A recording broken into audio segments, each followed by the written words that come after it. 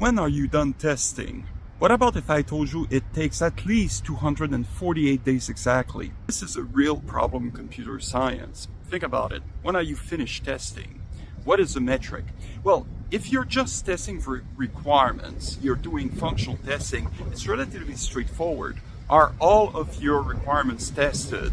And while you're at it, have you done 100% code coverage? That's essentially how the 178C works. And that actually works for functional coverage. But what about runtime errors?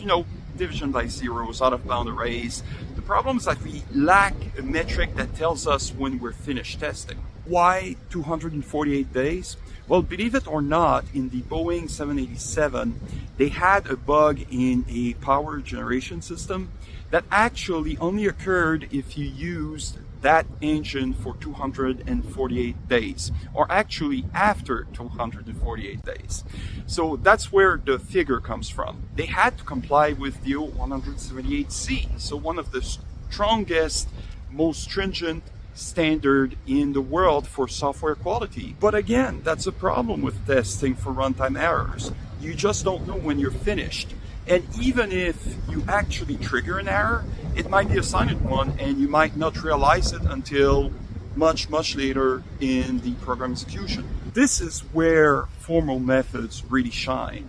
They're able to analyze the code statically and detect each and every point where you could have a runtime error depending on the combination of values that you have in your program.